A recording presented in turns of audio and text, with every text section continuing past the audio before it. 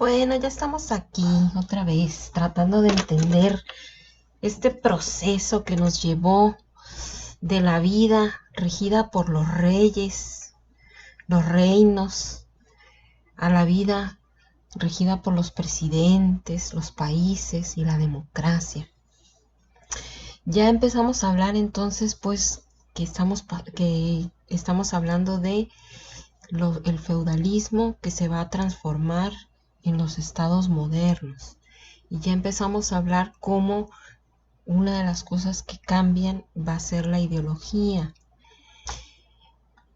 Es una estructura, mencionaba, ya lo he mencionado varias veces, que en realidad es un cambio ideológico, económico, político, que es una sola cosa. Están íntimamente relacionados los tres elementos. Si cambia uno, cambian los otros dos forzosamente. Pero nosotros, para poder analizarlos, los separamos porque nuestra mente, nuestro cerebro no, eh, no puede analizarlos holísticamente, necesita separarlos para tratar de desmenuzarlos, para tratar de comprenderlos. Pero de todos modos se hace muy complicado porque son tan interdependientes unos aspectos de otros que a veces no se pueden explicar por separado. Sin embargo, pues estamos haciendo lo que podemos ahorita. Bueno, ya empezamos a hablar entonces cómo empezó a cambiar la mentalidad de la escolástica hacia la mentalidad renacentista y de la ilustración. En esta ocasión vamos a empezar a hablar de otro de los niveles. Vamos a saltarnos aquí al nivel político y vamos a tratar de comprender un poco cómo van a convertirse los reinos en estados-nación. Pero antes de ser estados-nación tuvieron que pasar por otros estadios. Vamos a ver que uno de ellos van a ser los absolutismos monárquicos y el despotismo ilustrados, y ya después van a pasar, va a suceder las revoluciones burguesas y finalmente van a nacer los estados-nación. Entonces no pasan directamente de un reino y a estado-nación, tiene que haber un proceso, y eso es de lo que vamos a tratar de hablar a continuación.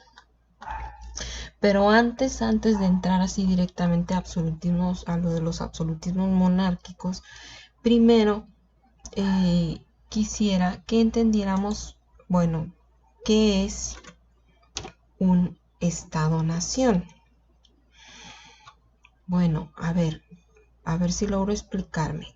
En la Edad Media, estamos hablando de que en la Edad Media el poder lo tienen los reyes y la iglesia. Los pongo al mismo nivel. A veces unos tenían más poder que el otro, se disputaban el poder la iglesia y los reyes de manera, jaloneaban entre ellos, ¿no? Pero ambos eran bastante poderosos. Yo no me atrevería a poner a uno más que a otro. Tal vez en algunas situaciones y circunstancias uno era más poderoso y en otras situaciones y circunstancias otro era más poderoso. Pero ahí se daban. Y bueno, y dominaban a los siervos. Ahora estamos hablando de que van a ser un nuevo poder, un nuevo ente. Estamos inventando, porque el Estado-Nación es una invención.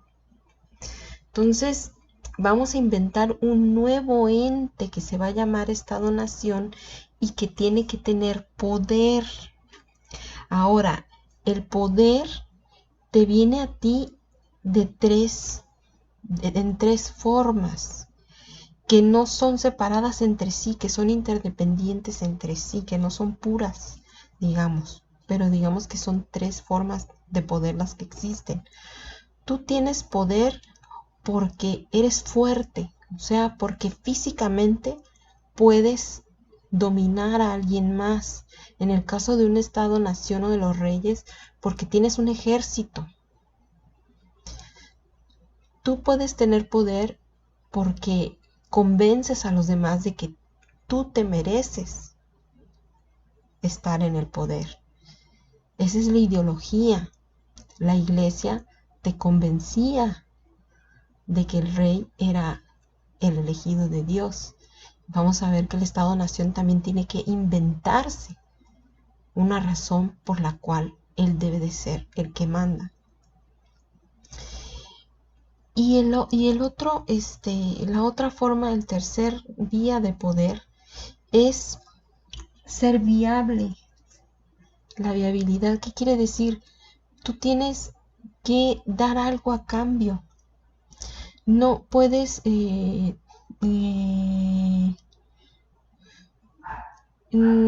que no tiene nada que perder es el que hace la revolución.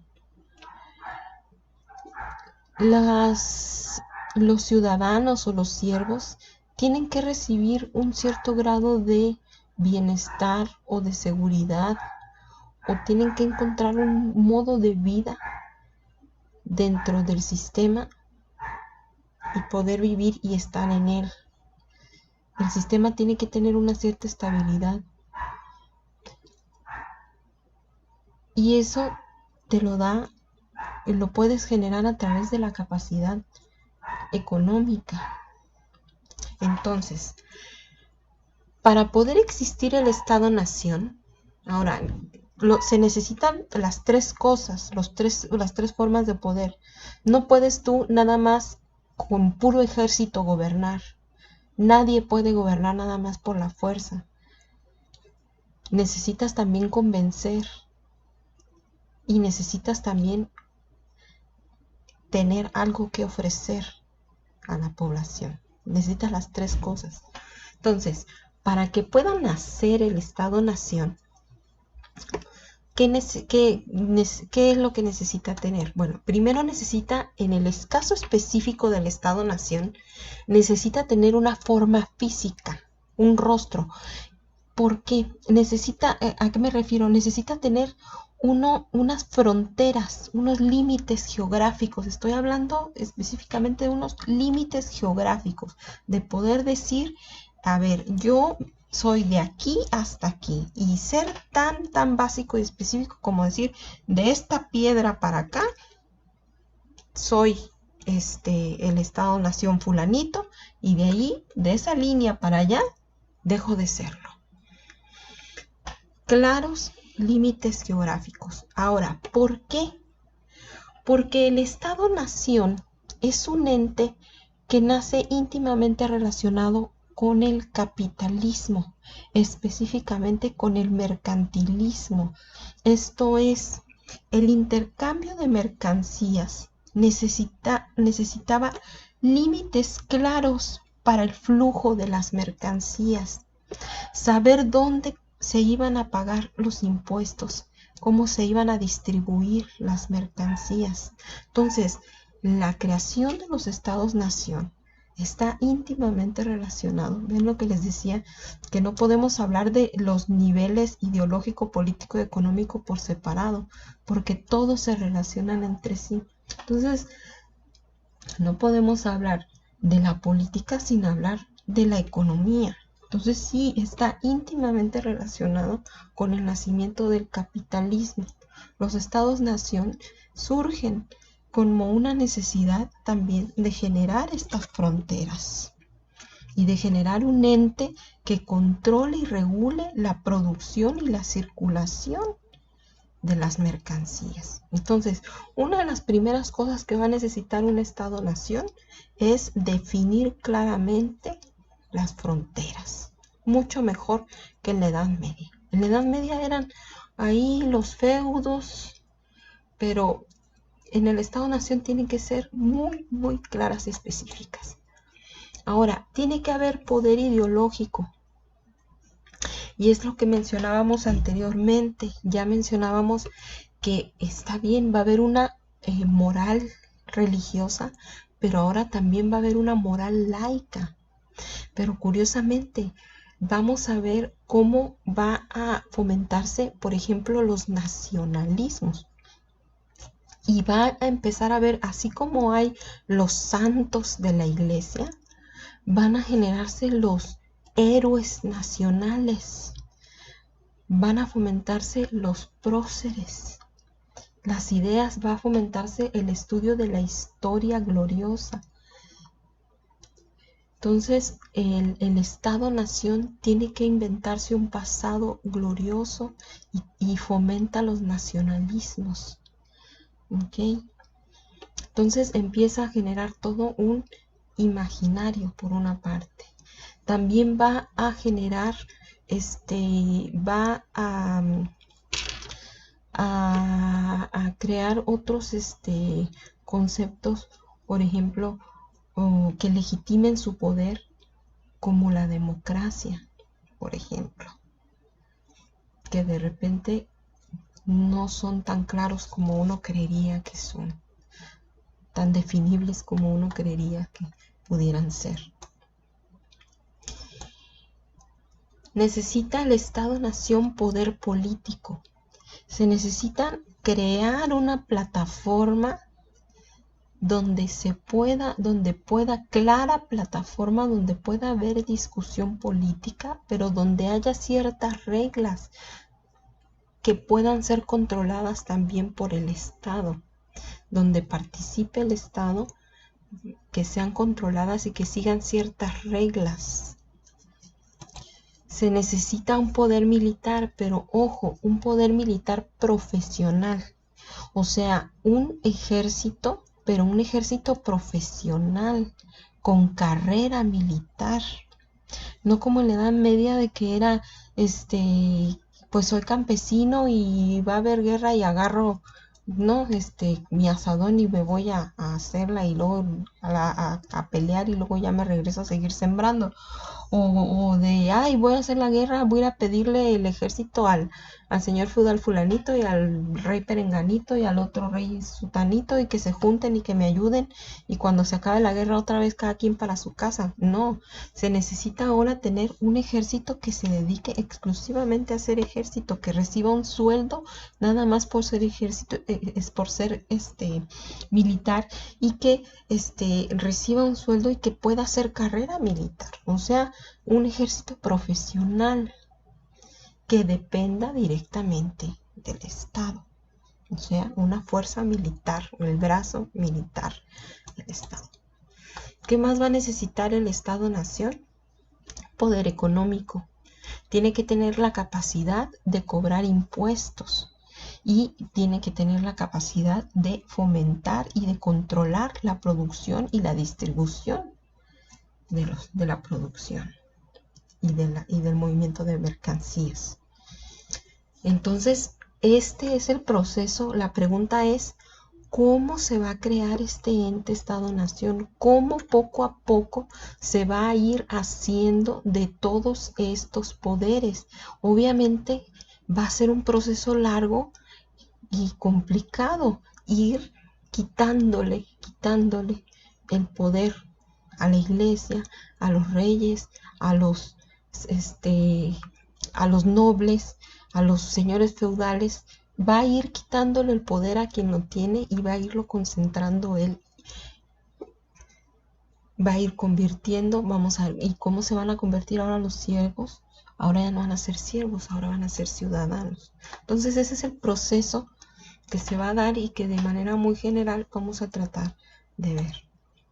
Entonces, las características esenciales del Estado-Nación moderno, bueno, pues entonces es un territorio con fronteras políticas delimitadas, se va a centralizar el poder político, sometiendo, y para eso en un principio hay que someter a la nobleza feudal y al clero. Es una de las primeras cosas que se tienen que hacer, porque nada de que cada señor feudal hace lo que le da su regalada gana, eso tiene que desaparecer, o nada de que el clero también haga lo que le da su regalada gana. Entonces, una de las primeras cosas que tienen que suceder es que haya ahora sí que un rey, porque primero no va a saltar a ser presidente, no. Lo primero que tiene que pasar es que el rey logre centralizar el poder. Eso es lo que vamos a ver. Y ya que se logre eso, vamos a ver cómo después va a dejar de ser rey y van a convertirse en presidentes, pero eso será después. Ahora, entonces, Se tiene que crear una estructura política suficientemente sólida, apoyada en instituciones leales al Ejecutivo, o sea, una plataforma política donde se dé la discusión política, el control de los medios de producción, la creación de una estructura administrativa que permita controlar la producción y el cobro de impuestos, y la creación de un ejército profesional. Ahora, también debe de fomentarse la unidad nacional, reforzada principalmente por un mismo idioma, tratar de reforzar la identidad étnica y cultural, y fomentar una misma creencia religiosa, y tratar de desarrollar el nacionalismo.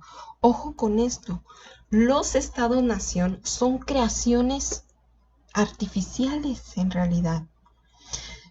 En muchos casos, o sea, se hicieron, a veces se trataron de juntar, se engloban en un mismo estado-nación culturas diferentes. Tratan de crear una cultura general, pero en realidad se unen costumbres diferentes.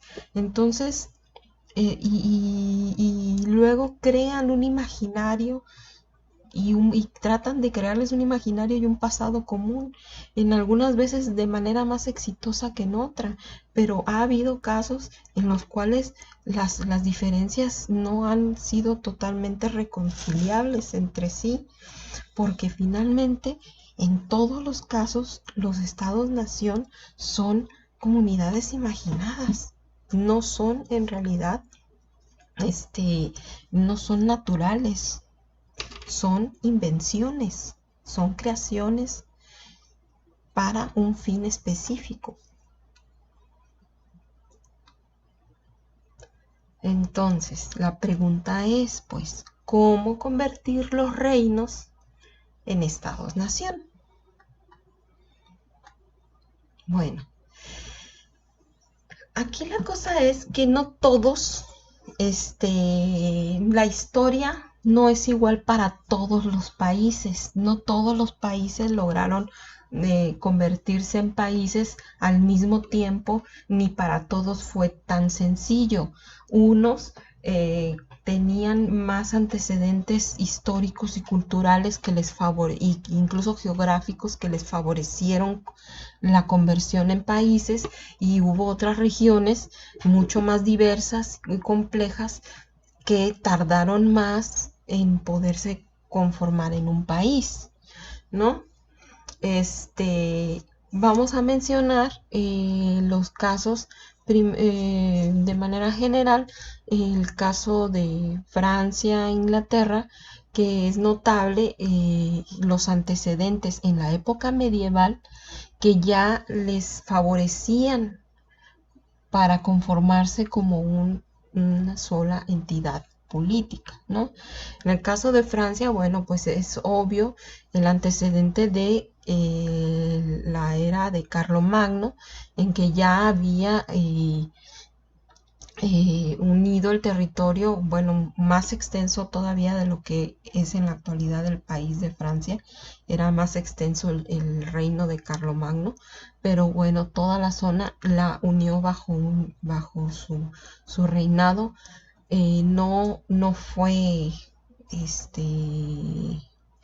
sin embargo, no duró mucho en el tiempo, y a su muerte pues se volvió a dividir. Sin embargo, pues queda el antecedente de que en alguna época, ya durante la Edad Media, pues funcionó como un solo reino, ¿no?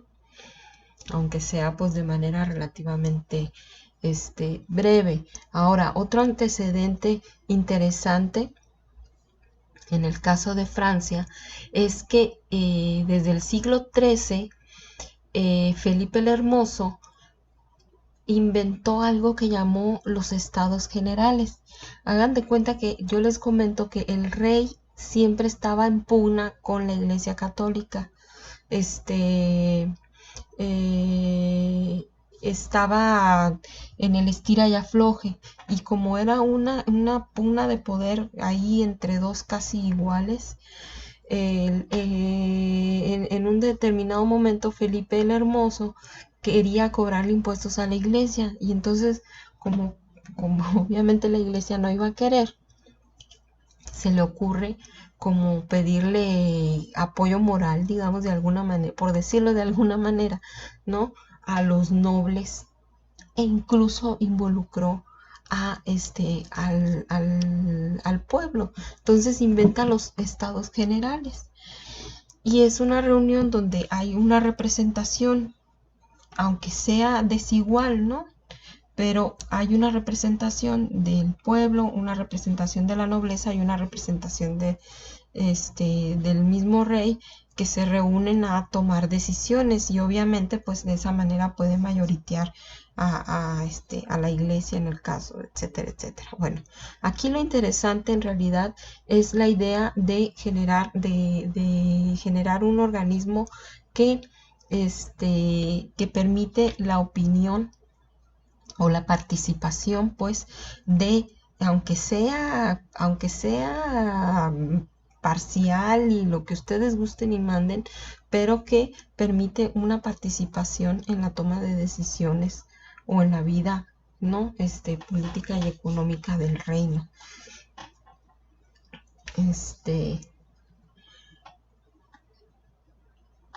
Otro antecedente bien importante para Francia es la Guerra de los 100 años. Es una guerra entre Francia e Inglaterra. Es una guerra porque estaban peleando por unas tierras de Francia, ¿no? Inglaterra quería unas tierras, estaban emparentados, siempre emparentados los franceses y los ingleses. Bueno, no viene mucho al cuento platicar con detalle. La cuestión es que estuvieron 100 años metidos en una guerra. Lo interesante del asunto, bueno, Francia iba perdiendo y una jovencita campesina, ¿no? Es una historia muy curiosa a final de cuentas.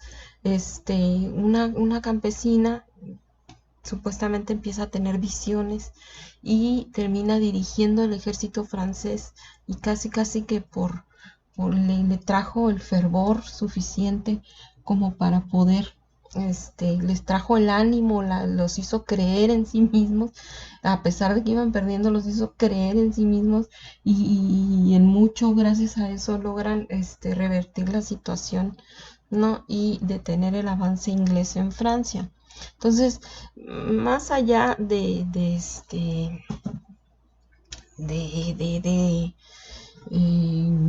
de los detalles de la historia, lo interesante es que finalmente este enfrentamiento con Inglaterra durante tantos años, a final de cuentas genera un sentimiento de unidad, ¿no? Y comandado por esta jovencita campesina, finalmente termina siendo generando un sentimiento de unidad del pueblo francés en contra de la amenaza inglesa. Ahora, el hecho de que haya durado tanto tiempo, los 100 años, obligó finalmente a la creación a la larga de un ejército permanente, ya 100 años, pues obligó ya a que se cobraran impuestos específicamente para poder estar pagando a ese ejército que durante tanto tiempo, más de una generación, tuvo que estar atento, ¿no? De la defensa de las tierras francesas. Entonces esto, como ya mencionábamos anteriormente, pues ya son pasos hacia que van a facilitar cuando se den la construcción de los estados-nación, pues ya son experiencias que ya se vuelven naturales cuando se da la conversión hacia los estados-nación.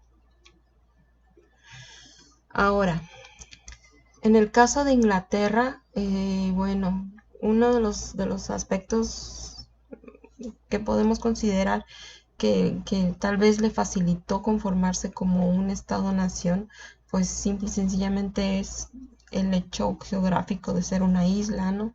Ahí sí que no hay vuelta de hoja con respecto a sus límites geográficos. pues está rodeada de mar, y eso pues ya favorece identificarse como una unidad. Eh, la misma guerra de los 100 años contra Francia pues generó este sentimiento de unidad, porque finalmente tú te defines a ti mismo cuando te enfrentas a lo otro, no en la experiencia de diaria, ni en el análisis, ni en el autoanálisis. Tú te defines a ti mismo o te reconoces a ti mismo en el momento en que te enfrentas al otro. Entonces este constante enfrentamiento contra los franceses pues obviamente reforzaba la idea de lo inglés, ¿no? Y viceversa, para los franceses sucedía lo mismo. Y pues también sucede lo mismo con respecto al ejército permanente. En el caso de Inglaterra, pues en realidad son súper modernos, porque son los primeros en crear una carta magna. Resulta que va a haber un rey que se llamó Juan Sin Tierra. ¿Y por qué creen que le decían Sin Tierra? Pues porque no tenía tierras, las había perdido. Entonces se dedicó a tratar de recuperar sus tierras, pero pues el pobre era malísimo para eso, yo creo, porque no las recuperaba, perdía todas las guerras, y obviamente al perder las guerras, pues perdía dinero, estaba en la quinta pregunta. Él era hermano y sucesor de Ricardo Corazón de León. Entonces, pues les debía un montón de dinero a los varones, y todavía quería más, ¿no? Y quería meterse en más guerras, hasta que llega un momento en que los varones le dicen, le ponen un hasta aquí, y lo obligan a firmar una carta magna donde le establecen ciertas restricciones a su poder. Entonces esto es súper, ahora sí que es súper moderno. O sea, esto ya es plenamente un Estado moderno. ¿Qué es lo que tiene un Estado moderno? Tiene presidente, tiene división de poderes y tiene una constitución que limita el poder. Entonces, es la idea de un documento que limite el poder del monarca es una idea súper moderna. Entonces estamos apenas en el 1215, todavía no estamos en el proceso en realidad de construcción de los estados nacionales, pero en Inglaterra ya están con una carta magna que los varones obligan a firmar a Juan Sin Tierra. Y bueno, obviamente la firmó y no le hizo caso, ¿no? No fue tan sencillo como eso. La firman y la desconocen. Sin embargo, los problemas económicos de los reyes de Inglaterra continúan, lo cual fortalece al parlamento, la creación y consolidación de un parlamento, o sea, de un grupo de varones que van a limitar el poder del rey, y al mismo tiempo obligan a los reyes a acatar a la larga la Carta Magna. Entonces, pues Inglaterra dando sus pasos a la modernidad sin saberlo todavía, sin que todavía estemos plenamente en el proceso. Otro proceso histórico que en el caso de Inglaterra favoreció su conversión posterior en Estado-Nación fue la Guerra de las Dos Rosas. Ahí hubo dos familias, los Lancaster y los York, que se van a pelear. Eran digamos, dos de las familias más ricas y poderosas de Inglaterra que se van a enfrentar entre sí. Entonces aquí lo interesante es que pues dura bastantes años, unos 30 años la guerra, y lo interesante es que se matan entre ellos, y eso van a morir muchos de los nobles y obviamente de los herederos de la tierra. Eso permite que la corona se adueñe de las tierras y se fortalezca económicamente, y lo cual redunda en centralizar el poder, lo cual saneó las finanzas y además los ganadores, los que se quedan con el poder, ya llegan con una mentalidad ya más, una mentalidad económica más moderna y empiezan a fortalecer la industria textil y las actividades mercantiles, o sea, ya con una mentalidad un poquito más capitalista. Y para acabarla de rematar, a final de cuentas, los ganadores se casan con la hija, con la heredera de los perdedores. Entonces, a final de cuentas, termina consolidando el poder en uno solo. Entonces, y termina con esa división de poder. Entonces se fortalece el poder político y se fortalece el poder económico y se centraliza el poder de la corona gracias a este enfrentamiento. Bueno, en el caso de España, es bien sabido que en 1479 se unen la corona de Castilla y la corona de Aragón. Está también la cuestión, geográfica de que, pues, es una península y que tiene, una cordillera aquí que la divide, ¿no? De Francia, entonces hay una delimitación geográfica, digamos. Ahora, la expulsión de los moros, también esta lucha constante en contra de lo otro, de lo que no soy, consolida lo que soy yo. Estar luchando en contra de lo que no soy define lo que tú eres. Entonces también puede ser considerado, finalmente son pues 700 años casi los que están los moros en España, y la lucha para expulsarlos, pues finalmente es una lucha que pudiéramos pensar que unificó al pueblo español. Ahora, recordemos que hay los vascos, todavía en la actualidad hay un problema ahí cultural y de separatismo que tiene que ver con esto que les mencionaba, de que los estados-nación están hechos más con una visión económico, política que cultural. Entonces, muchas veces quedaron, o en la mayor parte de las veces, en realidad en los estados-nación están conformados por culturas y por visiones del mundo pues diversas. Entonces, de repente, no han sido tan exitosos a la hora de compaginarlos entre sí, y llegan a haber conflictos, ¿no? Todavía en la actualidad. Ahora, bueno, esos son algunos de los casos en que se facilitó, digamos, la unificación, pudiéramos llegar a la hora en que se da el proceso de construcción de los estados-nación, pues se facilitó. Pero hubo otros que, lejos de que se les facilitara la situación, se les complicó. Por ejemplo, la región, bueno, Italia fue de los últimos en consolidarse, a pesar de que es una península que uno pudiera pensar que la vea uno ahí tan coqueta, y que la distingue uno tan inmediatamente a golpe de vista, pero en realidad tardó mucho en consolidarse como una sola nación. Y otro que también tardó muchísimo en consolidarse, pues era todo el inmenso Sacro Imperio Romano, que existió del 962 hasta 1806, que se componía de más de 1800 territorios, ¿no? Que terminó siendo un montón de países, ¿no? Como Alemania, Polonia, Austria, Eslovaquia, Hungría, Croacia, Serbia, Bosnia, ¿no? Que ha sufrido cambios importantes, ¿no? Como la desaparición de Yugoslavia, ¿no? Y, y que bueno, y que a pesar de todo, eh, ha, ha, ha logrado, logró en algunos casos muy exitosos, más exitosos que otros, en el sentido de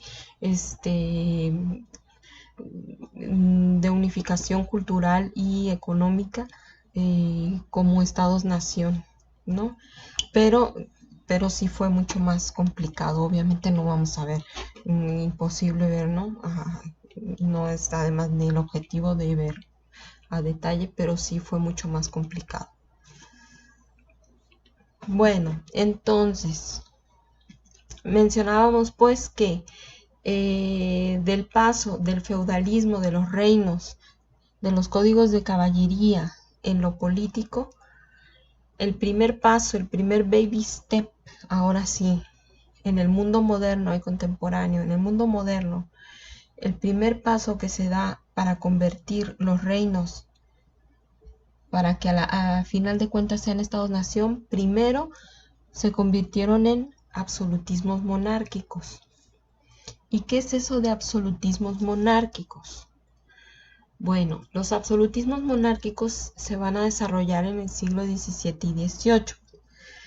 Van a concentrar el poder en una sola persona, ¿ok? Entonces, por primera vez, ahora sí, la idea es que el rey concentre el poder. O sea, va a seguir siendo el reino, ahora sí va a ser el reino de Francia, pero ahora sí el rey de Francia va a someter al resto de reinos y de señores feudales que viven dentro del reino de Francia. Esa es la idea. Pongo el ejemplo de Francia porque además es como que el más icónico, ¿no? El máximo representante es Luis XIV, conocido también como el Rey Sol. Entonces se le conoce como el Rey Sol porque se dice que nada sucedía bajo el reino que no pasara, que no tocara su luz, digamos, ¿no? De hecho, es la época en Francia en que surge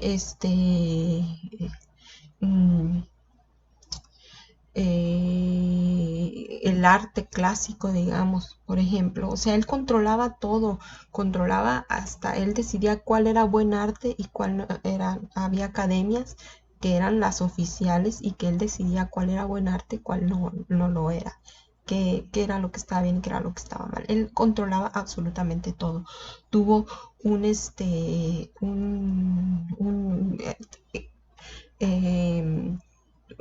esto de formación de una nueva burocracia, tuvo un administrador de la economía que se llamaba Colbert, que le ayudó a organizar administrativamente la cuestión de la economía y a cobrar impuestos.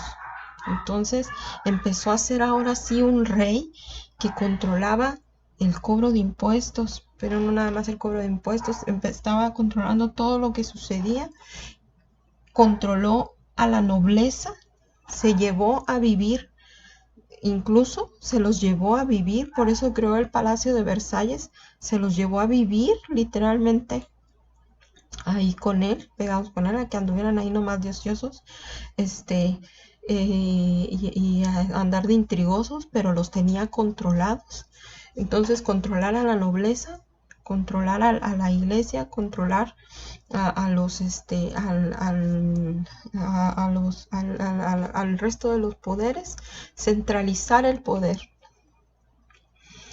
Eso es los absolutismos monárquicos. Y fortalecer el ejército y fortalecerse también a través de una burocracia mejor estructurada. Y se justificaban a través de la filosofía de Hobbes, que sabemos que su obra más importante es el Leviatán.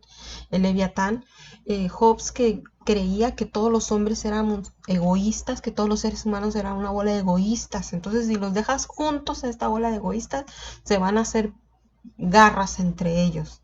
Entonces, la única manera de que convivamos es darle el poder a alguien y que nos ponga en paz, que nos organice. Eso sí, pierdes en el proceso, pierdes tu derecho, tu derecho a opinar, ¿no? Según Hobbes, tiene que haber alguien que controle a esta bola de egoístas. Maquiavelo, un poco parecido, también creía que todos éramos malos y para que hubiera orden, para gobernar, pues no había que andarse con cuestiones morales. Había que, para poder llevar al orden, había que, ahora sí que el fin justifica los medios. El gobernar no es una cuestión de moral, había que hacer lo que lo que fuera necesario para poder controlar a los demás, ¿no? Entonces, un poco bajo estas ideas, los absolutistas monárquicos empezaron. Entonces, ya no es los reinos de la Edad Media que eran reyes, pero que cada señor feudal andaba por su lado y que cada quien hacía en su feudo lo que le daba la gana. Pasamos primero a esta etapa del absolutismo monárquico, en el cual se fortalece la figura del rey, un rey que centraliza el poder político y económico. Va a ser el primer baby step. ¿Ok? Y bueno. Después de eso se viene el despotismo ilustrado. Ya hablamos de la ilustración, que se vienen las ideas de la ilustración. Y el despotismo ilustrado van a ser unos reyes que van a continuar con esta idea de que el rey tiene que tener el poder absoluto, que tiene que someter a la nobleza, a la iglesia y a la burguesía, pero que va a estar influido por las ideas de la ilustración. ¿Cuál es la burguesía? Bueno, aquí es en donde les digo que es difícil separar el nivel económico del político del ideológico. La burguesía es una nueva grupo de gente que está surgiendo en la época. O sea, en la Edad Media nada más había nobleza, iglesia y ya, el rey, los nobles y la iglesia y el pueblo, ¿no? Ahora está surgiendo con el capitalismo, empieza a surgir una nueva grupo de gente, que es la burguesía. ¿Qué es la burguesía? Son los que empiezan a ser comerciantes y que empiezan a tener dinero. No son nobles, porque no son marqueses, ni duques, ni nada, no tienen título nobiliario, no les corre sangre azul por las venas, pero les corre billete por los bolsillos. Es curioso porque al principio, en esta época todavía, era supuestamente más deseable ser duque o marqués y no tener un centavo que estar forrado en dinero pero no tener título nobiliario, supuestamente. Entonces, sin embargo, pues poco a poco la burguesía, el dinero empieza a pesar más y más. Pero bueno, es un proceso que se va a ir dando poco a poco.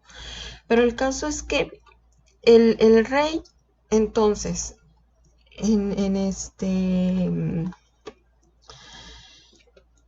el despotismo ilustrado, el rey tiene que controlar, centralizar el poder, por lo tanto someter a quien tiene que someter. ¿Y a quién tiene que someter? Pues al poder de la nobleza, al de la iglesia y al de la burguesía. Tiene que reestructurar la administración, ¿ok? Y tiene que fomentar la libertad. Y empieza a fomentar, como ya está bajo las ideas de la ilustración, empieza a fomentar la libertad religiosa. Adoptar las ideas de la ilustración, ya esto lo vimos en el video anterior, ya por eso no me extiendo más, ya habíamos mencionado que hay preocupación por la educación, porque a través de la razón, de la educación y del fomento y el uso de la razón, vas a ser una mejor persona. Entonces, y vas a crear una mejor sociedad. Entonces, la educación se vuelve algo muy importante. Entonces, y hay que fomentar el bienestar y hay que fomentar el progreso, ¿ok? Entonces el rey estaba, en el despotismo ilustrado, el rey estaba preocupado por el bienestar de su pueblo. Nada más que hay un pero muy importante aquí, fundamental para entender despotismo ilustrado. Yo me preocupo por el pueblo, todo para el pueblo, pero sin el pueblo. ¿Por qué sin el pueblo? Porque nomás no te pido tu opinión, o sea,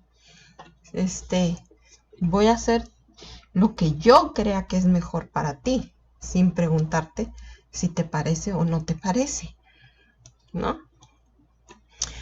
Y en lo económico ya van a tener una política económica pues más de corte capitalista que va a fomentar el comercio en todos sus sentidos, ¿no? Y bueno, hay varios ejemplos de déspotas ilustrados. Una de las más famosas pues es Catalina de Rusia, ¿no? Bueno, por lo pronto lo voy a dejar hasta aquí y continuaremos en otros videos.